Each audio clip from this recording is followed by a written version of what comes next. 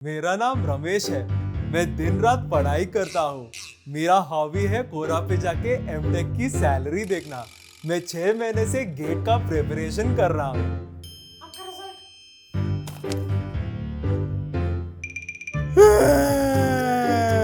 Graduate aptitude test for engineering, short में gate, एक national level examination है जो आईआईटी कंडक्ट करता है अपने पोस्ट ग्रेजुएट प्रोग्राम्स के एंट्रेंस के लिए। इसके अलावा अगर आप पब्लिक सेक्टर अंडरटेकिंग्स या पीएसयूज जैसे ऑयल या एनर्जी सेक्टर्स में जॉब पाना चाहते हो, इसके लिए भी गेट एक एंट्रेंस एग्जाम होता है। अगर आप आईआईटी या पीएसयूज नहीं भी ज्वाइन करना चाहते हो तो एक अच्छा गेट स्कोर पाने पर आपको फायदा होगा जब आप मास्टर्स के लिए टॉप यूनिवर्सिटीज में अप्लाई करोगे। इंटरनेट पे कई सोर्सेस के मुताबिक एक एमटेक स्टूडेंट की एवरेज सैलरी एक बीटेक स्टूडेंट से 2 गुना ज्यादा होता है, यानी कि 2x higher on average. Currently GATE के 19 अलग अलग सब्जेक्ट पेपर्स है और स्टूडेंट्स कॉमनली 1 या 2 पेपर्स लेते हैं। एक पेपर में 65 सवाल होते हैं और 3 घंटे का सॉल्विंग टाइम मिलता है स्टूडेंट्स को, जिसमें एमसीक्यूज और एनएटीज टाइप के सवाल होते हैं। हर पेपर 100 मार्क्स का होता है, पर आपको सिर्फ 25 मार्क्स अचीव करने हैं to call yourself a GATE qualified engineer.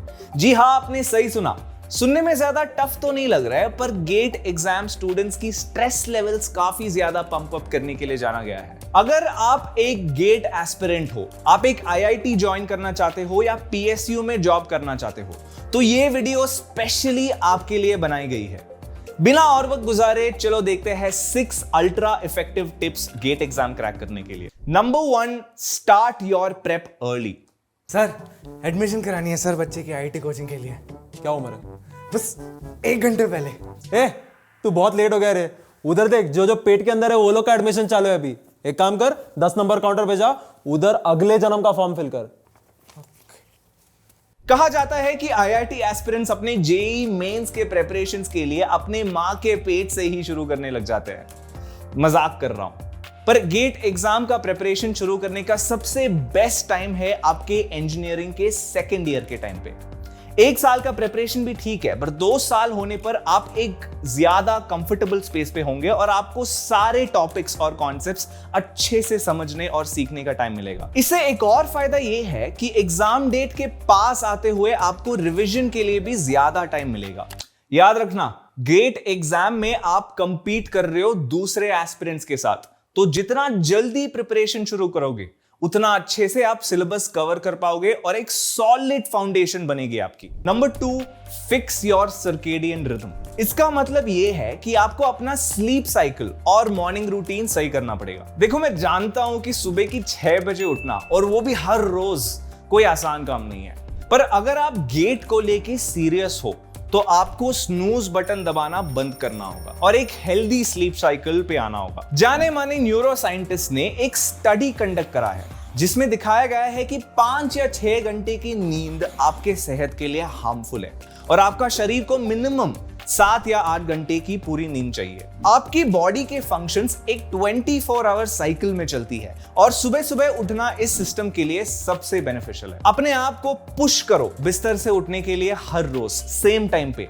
पहले 1 हफ्ते के लिए मुश्किल होगा, पर धीरे धीरे आपकी बॉडी अडेप्ट कर लेगी और आसान होता जाएगा। अगर आप रात भर जगने वालों में से एक हो तो आप सिस्टमैटिकली हर रोज 15 मिनट जल्दी सो के अपने स्लीप साइकिल को ठीक कर लो। फॉर एग्जाम्पल, अगर आप नॉर्मली 3 AM को सोते हो, अगला दिन 2:45 AM का बेड टाइम फॉलो करो, नेक्स्ट 2:30 एंड सो ऑन, जब तक आप 11 PM तक पहुंचते हो। मैं एक गोल्डन टिप देने वाला हूं जो आपकी स्टडी टाइम को और बेहतर कर सकता है। उठने के बाद एक 30 मिनट्स का एक्सरसाइज, रनिंग या वर्कआउट सेशन कर लो।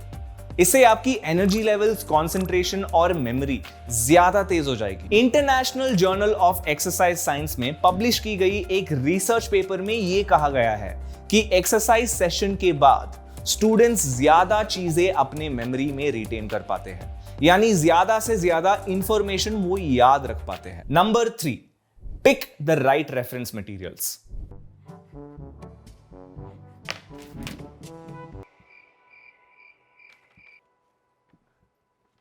सही स्टडी मटेरियल्स पाना आपके प्रेपरेशंस के शुरू के स्टेजेस में बहुत ही ज्यादा इंपॉर्टेंट होता है, ताकि आप सारे कोर कॉन्सेप्ट्स डेप्थ में समझ सके। आपके कॉलेज के टेक्स्ट बुक्स एक सही स्टार्टिंग पॉइंट है, क्योंकि ज्यादातर मटेरियल्स वही के वही कवर हो जाते हैं।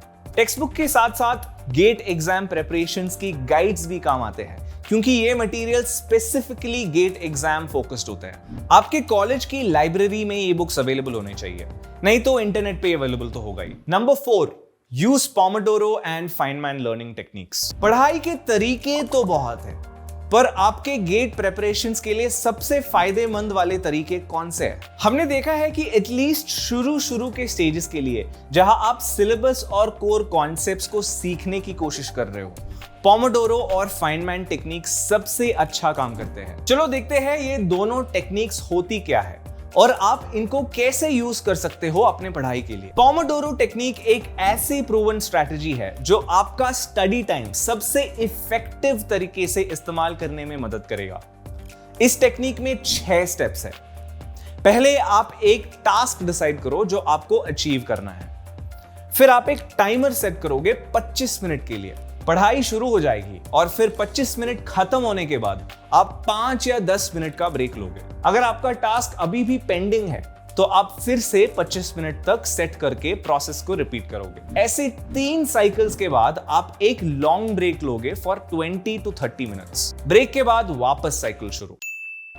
ये टेक्निक फॉलो करना इसलिए अच्छा है क्योंकि 25 मिनट कंटिन्यूअसली किसी चीज पे ध्यान देने के बाद हमारा ब्रेन का मेमोरी रिटेंशन कम होने लगता है। छोटे छोटे 10-15 मिनट के ब्रेक्स लेने पे आपका वो फोकस वापस आ जाता है और आप कंसंट्रेट कर पाते हो। अगला टेक्निक है फाइनमैन टेक्निक। आपने कहीं तो सुना होगा कि if you can't explain it to a 5-year-old you don't understand it yourself. जी हाँ, ये एल्बर्ट आइंस्टाइन का एक फेमस कोट है, जहां बोला जा रहा है कि अगर आप एक कॉन्सेप्ट एक 5 साल के बच्चे को एक्सप्लेन नहीं कर पा रहे हो तो वो कॉन्सेप्ट आप खुद भी नहीं समझते। फाइनमैन टेक्निक में 4 स्टेप्स हैं। पहले आप एक कॉन्सेप्ट को चूज करते हो जो आपको सीखना है। वो पढ़ने के बाद आप एक पेपर में लिखना शुरू करोगे। आपको ये सोच के लिखना है कि आप वो कॉन्सेप्ट एक ऐसे इंसान को समझा रहे हो जो उसके बारे में कुछ नहीं समझता। तो आपको बेसिक भाषा इस्तेमाल करके लिखना होगा। जो भी चीजें आपने मिस आउट करी या क्लियरली नहीं समझा, आप उन चीजों को दोबारा पढ़ के वापस लिखोगे until you get it right. Number 5, join the right communities. Bro तुझे फ्लूइड मैकेनिक्स आता है? पूरा फ्लूइड का मैकेनिक बाबा है मेरे को।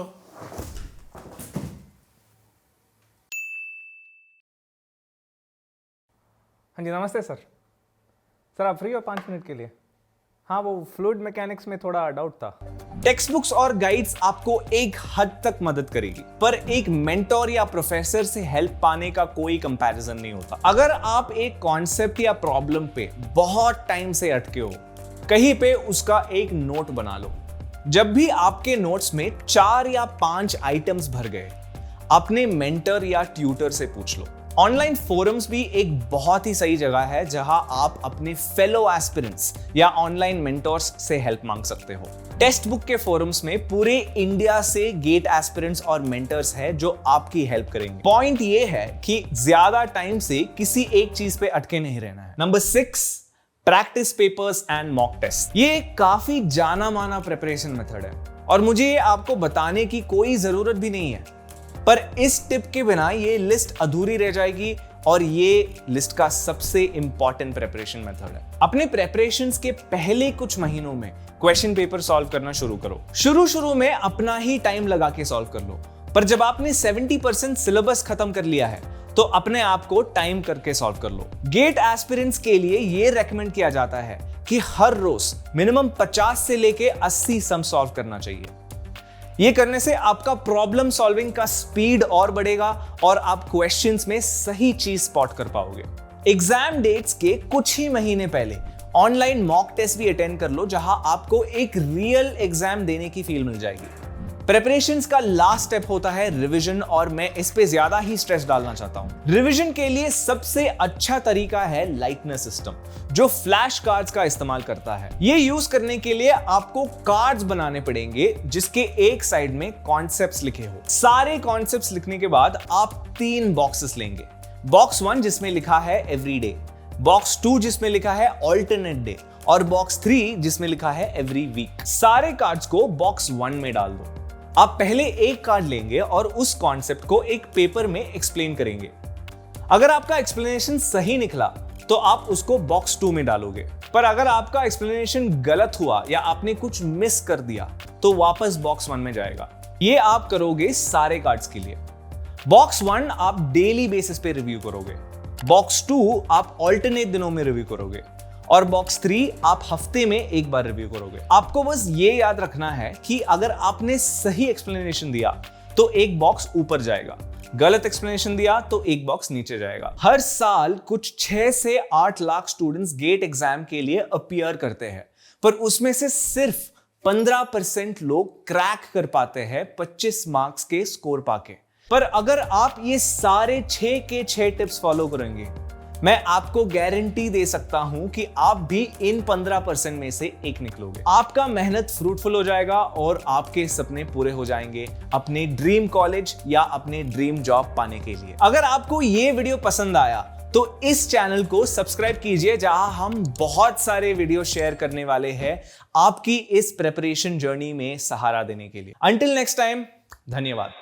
Gate is my moon, gate in my cool. चाहे सुबह रात या नून, I got gate in my cool.